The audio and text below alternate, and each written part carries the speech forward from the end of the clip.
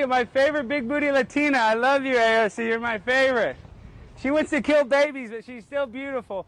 You look very beautiful in that dress. You look very sexy. Look at that booty on AOC. That's my favorite big booty Latina. I want you to do a little selfie. I love it. My favorite AOC. Nice to meet you, AOC. Look how sexy she looks in that dress. Woo, I love it, AOC. Hot, hot, hot like a tamale.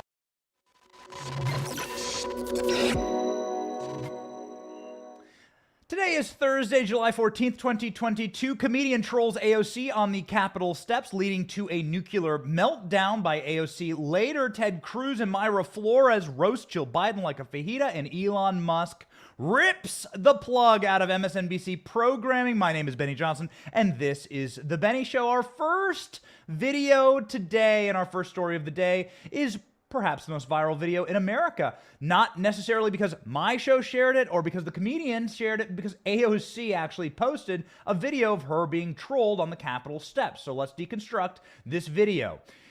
Alex Stein is a comedian. Alex Stein goes and trolls city council, open mics, and he goes up and trolls Antifa to their faces. He makes viral videos, and he posts them. Often they have to do with the absurdity of the left. Alex Stein was just recently interviewed on Tucker Carlson's program, his long-form talk interview program, and he just says, I'm an absurdist. I want to throw into the face of the left that which they wish to make us live by, the rules they want us to live by. I throw it back in their face as an absurdist. This guy is famous for wearing like 4 or 5 different masks on an airplane, right? He'll cut 2 little eye holes into 9 different masks and he'll plaster them on his face. And so this is what Alex Stein does. He's an absurdist, he's a comedian, he's a funny guy, and we've interviewed him before. His job is to dig down deep into what you would call the ancient history of the Gospels, where Jesus Christ himself said, if you live by the sword, then you die by the sword. If you have a set of rules that you wish to impose on everyone else, then you're going to have to live by the sharp edge of those rules. And if the institutional left, from the White House down to AOC to their frothing at the mouth feral activists who are dangerous little militants, these teeny little Trotskyite communists, if these people are going to be allowed to roam free and assault and harass Republicans, conservatives, and Supreme Court candidates, senators, and various members of the White House, well, you better expect that that's going to be flipped around on you one day, and that you're probably going to have to engage in behavior and be exposed to behavior that you find uncomfortable. We're going to get into all of AOC's comments about this issue, and then her comments about when conservatives and Republicans are attacked in a much more dangerous manner than what happened here. So as somebody who's lived in Washington, D.C. for 15 years, let me tell you how the U.S. Capitol works. There are places in the U.S. Capitol that you can't go. People found that out on January 6th. And by the way, AOC had interesting comments on that. We'll play that clip later. But on the U.S. Capitol grounds, there are places you can't go and places you can go. The vast majority of the grounds are open to the public. You can stand there and watch various members of Congress walk by. They're just standing on street corners. They're not inside hermetically sealed bubbles. And, you know, they often are just standing around. Dude, I mean, seriously, they're just like wandering around, often aimlessly, shuffling, and they're like the dandruff and the change in their pocket is jangling around. You see old Jerry Nadler wobbling down the street, okay? Capitol Hill is a crazy place like that. So what you get on the U.S. Capitol is freedom of speech. You are allowed to say things to people. You're not, you know, it's your right, okay? It's literally emblazoned on the buildings. You're allowed to use free speech. You're not allowed to chase members of Congress into places that are supposed to be private and protected, like the halls and the chambers, but you can go talk to members of Congress. I've had a bunch of conversations literally on my commute home with members of Congress, okay? So that's how it works at the U.S. Capitol. You're there to do a job. You're there in your workspace. This is public property. You are a public official. You're being paid by the taxpayers to be there. And by the way, if you don't want to engage with the public, here's a little secret. There's little trains underneath the Capitol that can take you where you want to go completely privately, that the public can't access. So if you really don't want to engage with anyone, you don't have to be outside. You don't have to be on the Capitol ground. You take your little private trains. There's like a little private railway system under the Capitol that you can take. Maybe you've been on it. So when you're outside and you're wandering around in the public space, expect there to be people there that disagree with you or perhaps might troll you. And this is what happened to AOC. AOC was trolled by a comedian.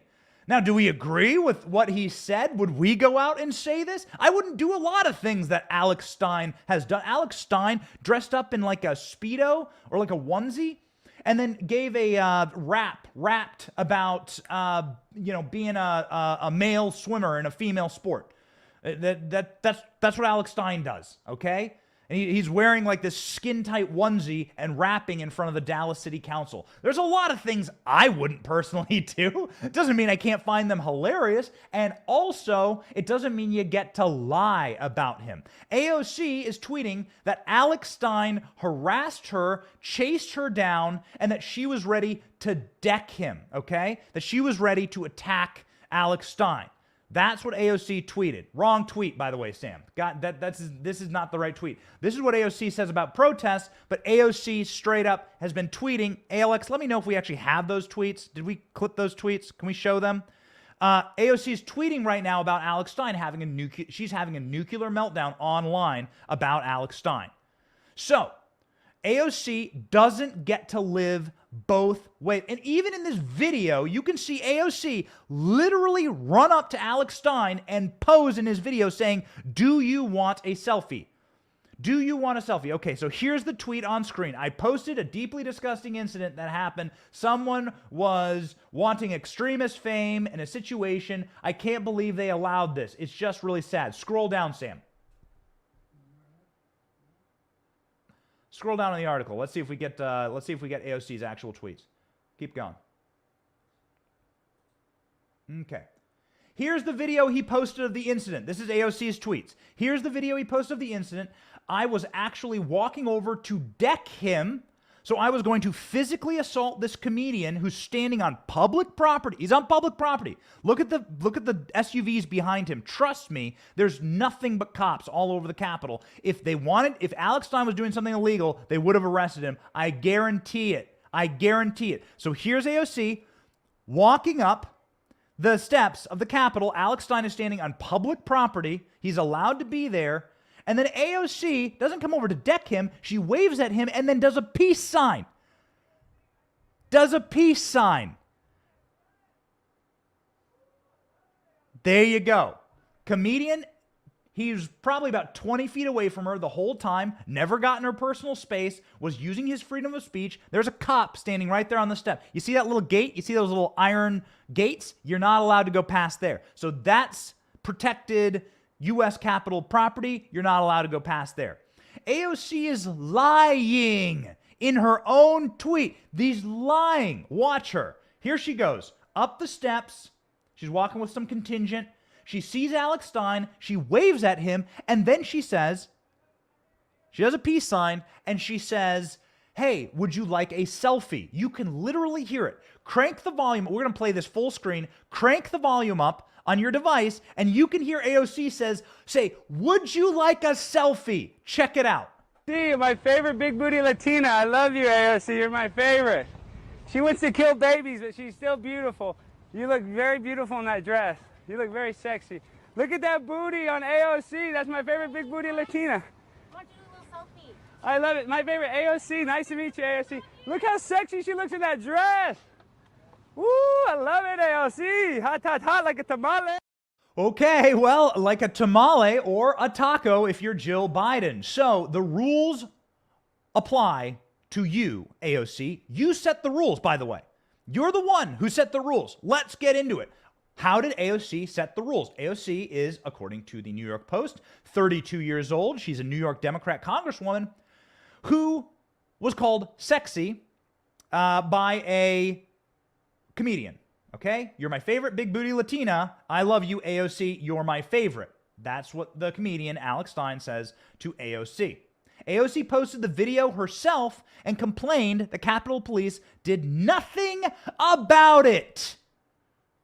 Did nothing about it. This according to the New York Post and according to AOC's own words. You can see there. However, if you go back to December of 2020, you can find another AOC tweet where she says the whole point of protesting is to make people uncomfortable. Activists take that discomfort with the status quo and advocate for concrete policy changes. Popular support often starts small and grows. To folks who complain protest demands make others uncomfortable, that's the point. Who are we supposed to believe? AOC or AOC?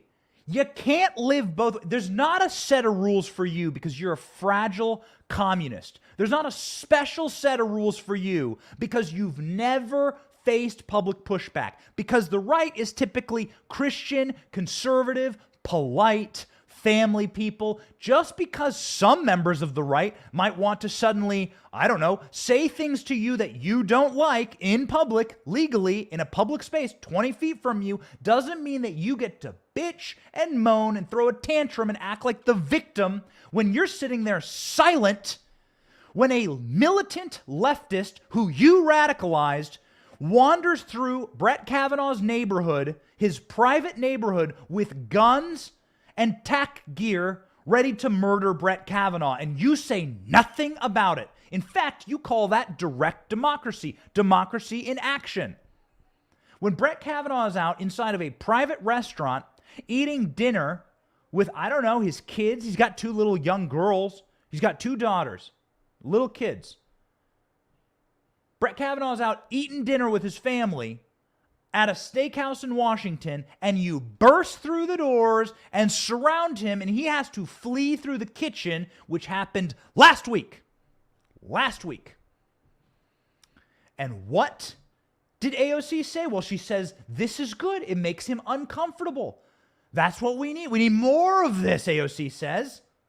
AOC's bestie inside of the White House, Karine Jean-Pierre, was asked directly about this, and Karine Jean-Pierre says, Alex Stein, Kavanaugh protesters, hey, it doesn't matter. As long as you're peaceful, you should be allowed to do whatever you want, and that's the point. Listen to KJP defending Alex Stein. Good for you, Karine Jean-Pierre. Peaceful protest, people should be allowed to be able to do that. In a restaurant? If it's outside of a restaurant, if it's peaceful, for sure. Really? Peaceful protest. Your first question to me was intimidation. So these justices, because protesters do not agree with an opinion that they signed on to, have no right to privacy, is what you're saying. But Peter, this is people have the right to, this is what a democracy is. People have the right to privacy? Of course people have a right to privacy, but people also have a right to be able to protest peacefully. Is that peacefully? safe? It's the intimidation and the violence that we condemn. Way to go, Alex Stein. Alex Stein, you have just been defended by the Biden White House. That's Karine Jean-Pierre arguing with Fox News on your behalf. As long as you are protesting peacefully, you're allowed to make elected officials or public officials uncomfortable. Now, Alex Stein goes actually a level further by talking to AOC in a public space where all of the public is and voicing whatever he wishes to voice to AOC. He does have a First Amendment that is protected inside of those buildings and across the street by the Supreme Court. The leftists who Fox News was asking about, well, they were actually entering a private restaurant to assault verbally a Supreme Court justice who's sitting there having dinner in the middle of the night. So Alex Stein went a step further by just standing in a public place and waiting for a public official to walk by. The AOCs of the world, the Karine Jean-Pierres of the world, are losing their mind because it's not about double standards, it's about hierarchy. You're not allowed to say what you believe to them. They're allowed to send militant leftists radicalized by them and their media apparatchiks to your neighborhood, well-armed, to murder you. That's what the guy said. He's going to face, I don't know, life in prison. He's arraigned in Maryland right now. The dude was there to murder Brett Kavanaugh. If you want to go back a couple years, James T. Hodgkinson is the name of the shooter, the congressional shooter, who asked if the people playing baseball on a field were Republicans before opening fire, nearly murdering a number of them, and probably would have gotten away with it if Steve Scalise hadn't been there with his security team. Because the rest of the Republicans on the field, Rand Paul, Kevin Brady, none of them had security. It continues. Jesse Kelly had a great tweet about this. Jesse Kelly saying, America's communists are mostly the same as the Soviets, Red Guards, and others. The major difference is our communists are soft. They've been coddled for too long in a country that treats them with respect by the nice right. They don't know what real pushback is yet. Matt Walsh had this to say. She's defended leftist militants who harass Supreme Court justices. She's made excuses for rioters and looters, and she wants this kind of world. She gets it. No sympathy from me. AOC has straight up attacked Capitol Police multiple times. Let's remember, AOC is the person who said that BLM and Antifa rioters who murdered in the street during the Summer of Love are the ones who are just getting bread. Remember that? She defended the rioters who were attacking police. AOC called for the defunding of police. AOC hates the police. And AOC attacked police again last night after this incident, saying that it was the cops who were opening the doors during January 6th, a wild video. Take a listen. These insurrectionists. Like Antifa? And that there were actual officers working with this, and we never got to the bottom of that, and we never got any answers about that. And then to this day, we're just supposed to pretend that that never happened. What about Antifa? I have no idea what happened to the people on the inside who were very clearly sympathetic with what was going on and opening the doors wide open for that. And I'm supposed to sit here and pretend like none of that ever happened. And then right afterwards, you have a massive, you just have this idea that throwing money at that problem is going to make it go away without any accountability. And so this is where these things are breaking down. We're not safe. And it's not just about members of Congress not being safe. The food staff workers aren't safe. The janitors aren't safe. Like, we need to get to the bottom of this. So that's all I got to say. Thank you, Congresswoman. There goes AOC. She's standing on the same steps where Alex Stein was making jokes at her and trolling her. She's standing on the same steps saying that the Capitol Police, it was an inside job. She says, I don't know. I'm supposed to ignore the fact that people opened the doors here and let the rioters in? So AOC having a real one yesterday, attacking cops in her tweet about Alex Stein, saying that cops should have, I don't know, what should they have done? Gone and decked the comedian for using his First Amendment rights, standing on the Capitol steps inside of the building that's supposed to protect the First Amendment? What are cops supposed to do? And then she's attacking cops, saying that cops opened the doors for the January 6th protesters. You've seen the footage. I'll let you decide. AOC having a real one. AOC has been silent on not just people saying mean words or things you may disagree with. And by the way, as Ricky Gervais said in his most recent stand-up, there's no such thing as a good joke or a bad joke. There's a joke you might not like, but there's no such thing as an offensive joke. I'm a comedian. I'm sorry that you didn't like my joke. You can tune out. You can turn it off. You don't have to watch the video if you don't like it. If you don't like my joke, you can turn off my special, even though it's featured on the front of Netflix. There's no such thing as an offensive joke. There's just things that aren't your style. And that doesn't mean you get to project your style on the rest of us. I think Ricky Gervais would say the exact same thing in this instance. Just because you don't like the joke doesn't mean that you get to control all jokes.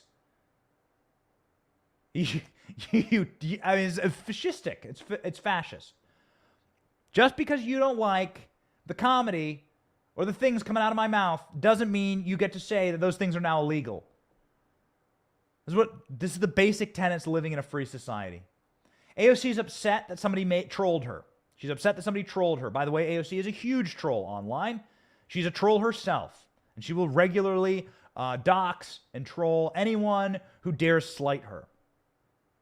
However, AOC remained shockingly silent in these scenarios where the left were the ones surrounding people of the right, and not just trolling them or shouting mean things. By the way, if you're on the right and you're a public figure, that happens day and night, but literally trying to kill them.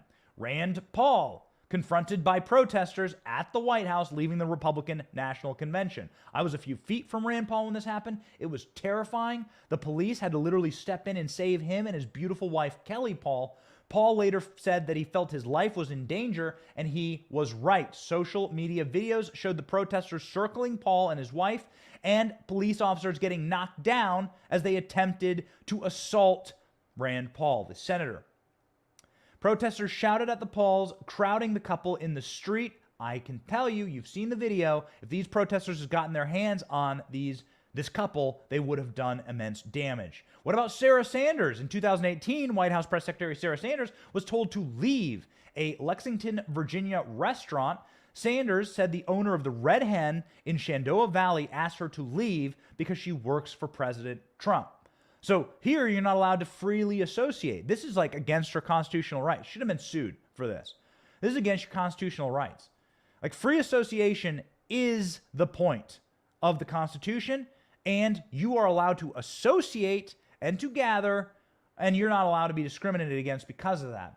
Red Hen, some little woke restaurant, kicked out Sarah Sanders because she worked for Trump. What about Ted Cruz? Ted Cruz and his wife were chased out of a Washington, D.C. restaurant, also in 2008, by protesters chanting, "We believe survivors." This was in the Kavanaugh case. The Kavanaugh case, these protesters were roaming Washington, D.C. like feral hogs. They were inside the elevators. I was covering this. Some of the more viral videos that came out of this, and Lindsey Graham straightening his tie as the protesters screamed at him.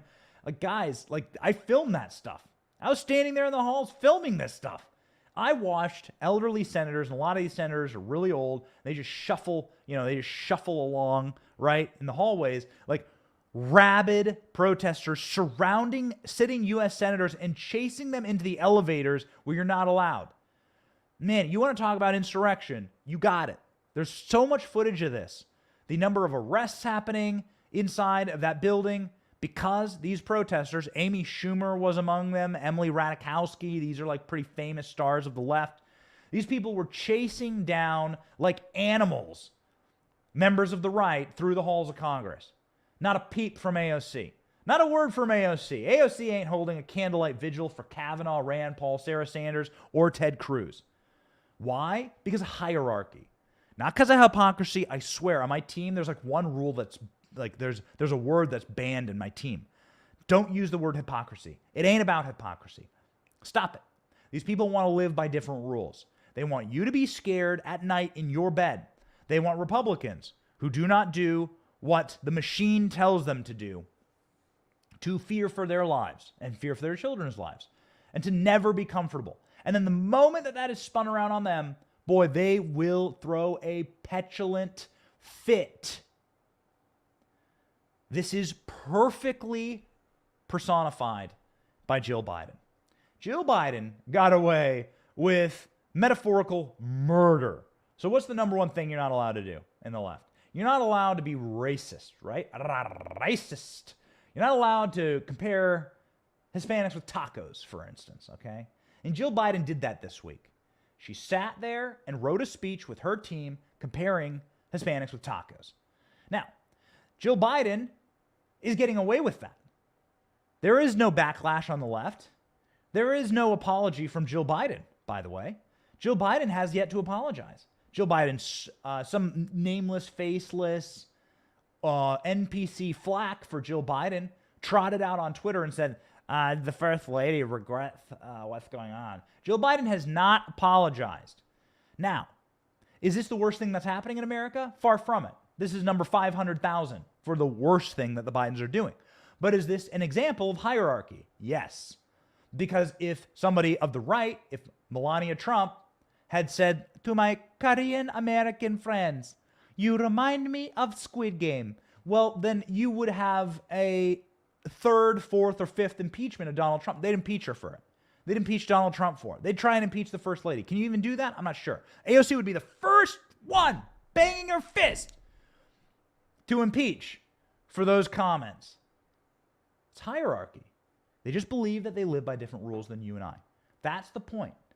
So, it is a beautiful thing to see Ted Cruz call out Jill Biden and roast her like a fajita over being called a taco. Ted Cruz, of course, has a Cuban father. Maybe both of his parents are Cuban. I don't actually know. I know his father came from communist Cuba. Ted Cruz had this to say about being called a taco. The Biden White House has time to write speeches at something called a Latinx conference. I don't know what that is, where they very kindly called Latinos tacos. Well, Marco and I both appreciate being called tacos. Thing to remember about that speech, that wasn't a gaffe. That wasn't Joe Biden going off script. Some White House operative sat down and typed into the teleprompter, "This is a good idea to call Hispanics a bunch of tacos." Well, Ted Cruz, typical style, bringing the flamethrower. That's why we call him Lion Ted, Lion. He is sharpening the claws there in the Senate, and he's right. Because, again, if Jill Biden was a Republican, this would mean the end of her. This would mean she'd have to go do the talk show. She'd have to write a book about this. They'd make a movie about this. They should make a movie about Mayra Flores, who we've interviewed, and we just freaking love Mayra Flores. She is just so fantastic. Talk about representing your people. Mayra Flores said the same thing yesterday on Fox News. I am no taco. Go. Also, you had the First Lady had a bit of a slip up this week. She since apologized, and here was the statement. The First Lady apologizes that her words conveyed anything but pure admiration and love for the Latino community. Do you accept her apology from this past week? Yeah, right. They don't see us as Americans. They see us as tacos. That's exactly how they see us. And we're proud Americans, and they only are doing this to get our vote, and they think that by giving us tacos and playing Latin music, that's all it's going to take for us to vote for them in November. It's going to take a lot more than that. We want gas, rent, and groceries to come down. We want more money in our pockets, and they're only making our lives more miserable. Flores was a former Democrat who walked away from the party in 2010 and now is being called a taco. Mark my words, if Mayra Flores was a Democrat, she would be seen as the next AOC right now inside of the Democrat Party. Instead, she's there on Fox News talking about how Democrats have abandoned what Hispanics actually want. Continuing the interview, she said she's proud of this country and she's proud to represent the Rio Grande Valley in Texas, but her culture is pride in America. Her culture is proud of her people. She's proud that she was born in Mexico, and she's proud to be the first Spanish-born member of Congress. Forgive me. Yo, this should be front page news that somebody who was born in Mexico can rise through the cotton fields. She literally picked cotton with her family. Look it up. This is what her family did. They were agricultural workers. They were rolling through the countryside of the deep South. They had worked in Tennessee for a while. They ended up in Texas. Her father raised them there, and they're deeply grateful and a truly representative of the Latino community. The Latino community that I know here living in Tampa.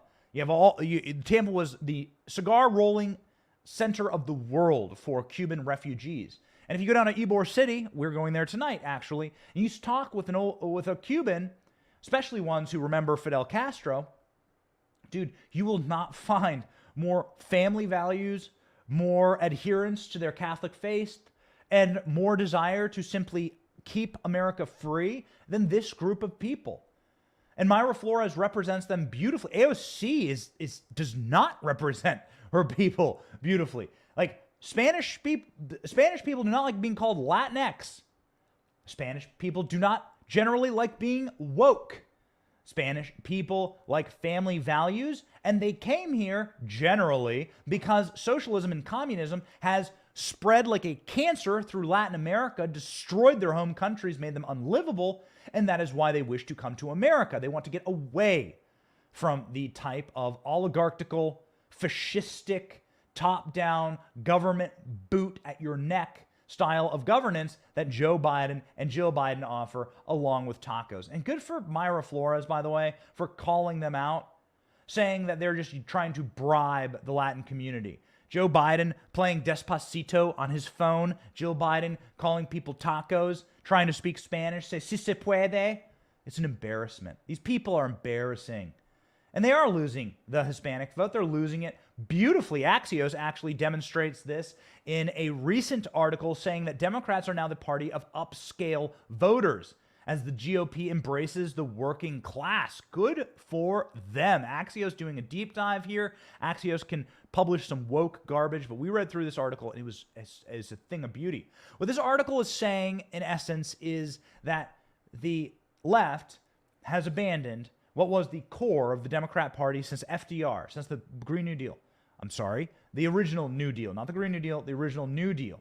When Democrats took this Great Depression and decided to say, we are going to assume and assert mass control over these industries. We're going to create unionized working jobs. We're going to create government jobs. We're going to get the works projects back up and running. And we're going to essentially wholesale federalize these massive swaths of the economy.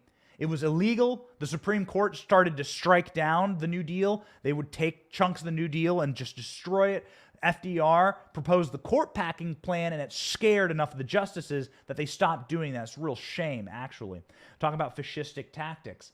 But yet here we have a situation where there's not a single worker in America that can say that the woke left is in favor of the working class. Axios demonstrates this in their article. Democrats are quickly becoming the party of the upscale voters, while Republicans set their sights on populist, multiracial coalition of working class voters, Axios details. This is a seismic political realignment, according to Axios, which cited the New York Times Cinema College poll. Democrats are now favored by white, college-educated Americans, as Republicans are increasingly favored by the nation's non-college-educated voters and Hispanic Americans. This is the vast majority of the country. Democrats are becoming the party of upscale voters concerned about issues like gun control and abortion rights, while Republicans are quietly building a multiracial coalition of working-class voters with inflation as an accelerant. Axios' Mike Allen reports, and reports correctly. The reason why this is important is because abortion rights don't necessarily affect all of Americans. Gun rights don't necessarily affect all of Americans. And if you look on a chart of things that Americans care about, those are niche issues that are near the bottom, definitely near the bottom of the top 10. But if you look at the consistent issues that Americans actually care about, day and night, night and day, it is gas prices, inflation, open borders, the collapsing dollar, the collapsing stock market, collapsing 401k, the issues that I'm having with my kids in school with indoctrination, crappy public schools, crappy government projects. These are the things that people care about on the day-to-day because the populist movement is popular. Populism is popular. Nationalism would say, I'm going to fix the things that are hurting the people the very most. And those things are, without question, inflation, which hurts every single American living and breathing today, standing on this land. There is nothing more persistent or pernicious than not caring about the 9.1% inflation number that dropped like a bombshell nuclear weapon from the sky yesterday. That hurts. That hurts all. It pierces the veil and it corrupts the things that we have all worked for. And the American promise is pretty much this: I will be left the hell alone. And this is a policy prescription, inflation, that hurts you no matter where you live or what you do. Are you up in the mountaintops, living in a cabin with no running water? Or are you in downtown Manhattan paying $5,000 a month for a studio apartment with like 3 flatmates? Inflation gotcha. And there's no way of messaging yourself out of it. There is no messaging out of inflation. You can message yourself out of so many problems, but when your dollars are worth less, when your groceries are more, when your gas is more, there's no getting out of it. Just like Alex Stein standing there making jokes about you and trolling you as you walk up the Capitol steps. Damn it, that man has a right to free speech, and there's no getting out of it. Axios is saying that Trump's fundraising committee raked in $9 million in small dollar donations, people who gave less than $200. Meanwhile, small share, just 1.8 million, came from donors who gave $500 or more to the committee, saying that small dollar donors hugely favor Donald Trump. What that means is that regular Americans whipping out their wallet and going, here you go, dude. I agree with you. That's called a populist movement. Populism is popular, and we are ascendant. Under President Joe Biden, Democrats have shifted away from the pocketbook issues of inflation and mass immigration towards social justice causes like promotion of transgenderism, critical race theory, and gun control and abortion rights. The results have been a move along Hispanic Americans and other non-white college-educated voters towards the Republican Party.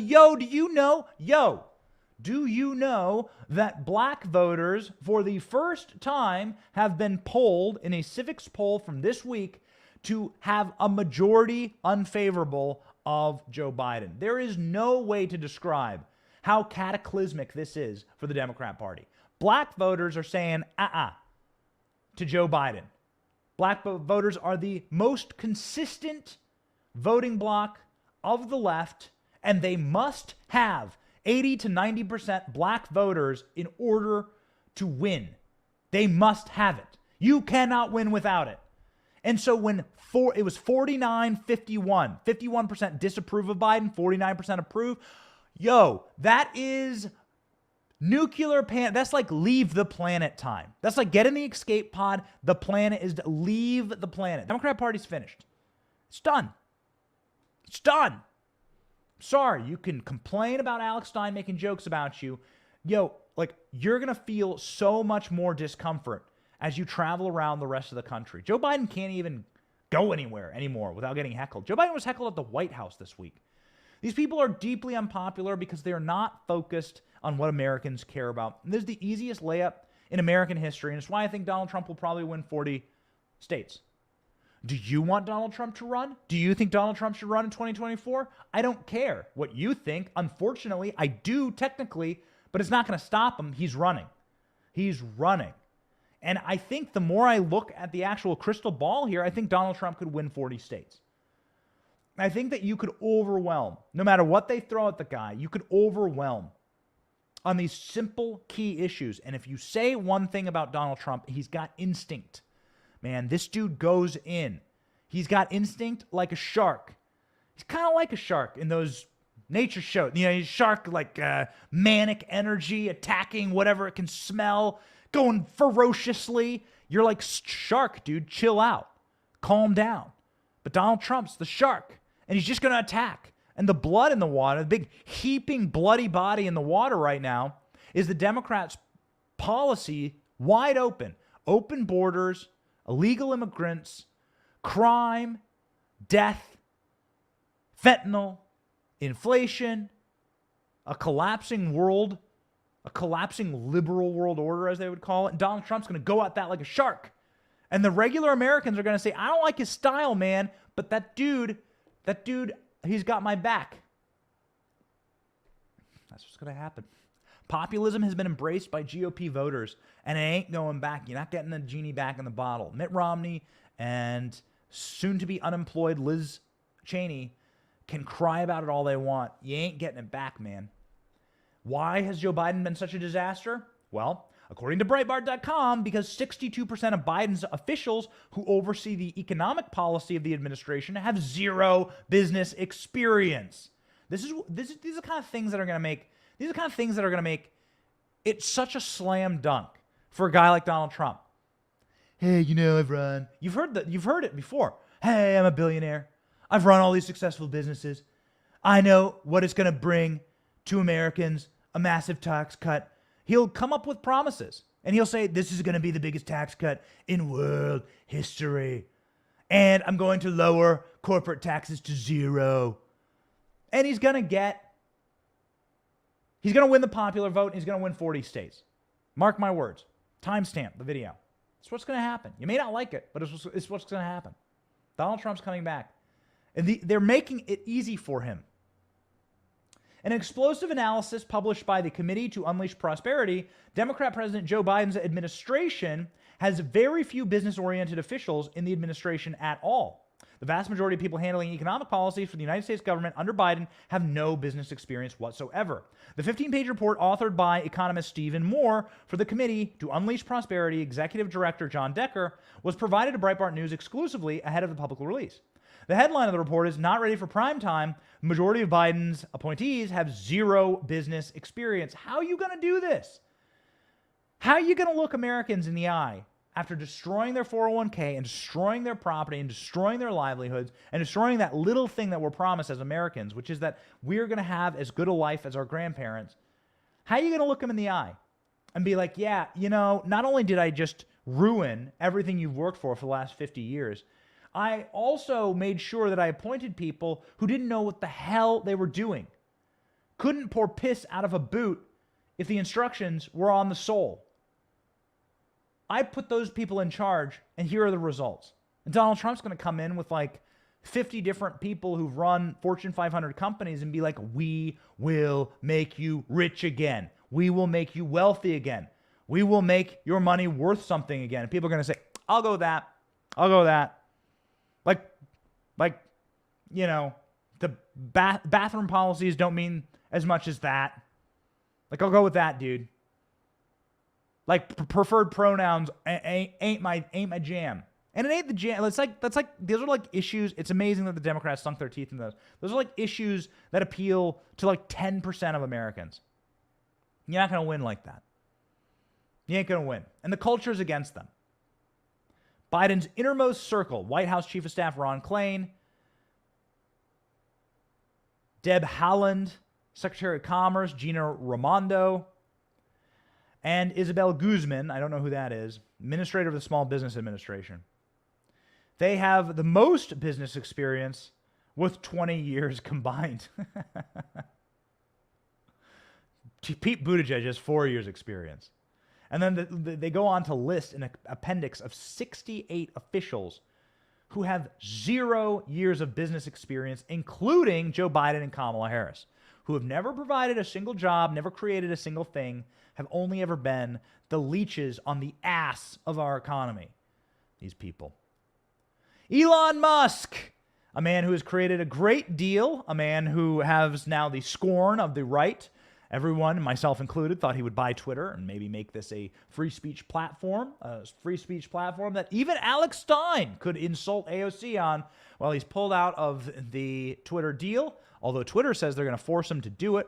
Interesting there. I'm not a lawyer, and I'm certainly not a contract lawyer, so I don't know enough about that. It would have to be a pretty savage move by Twitter to force Elon Musk to buy the platform, but savage is Elon's second language.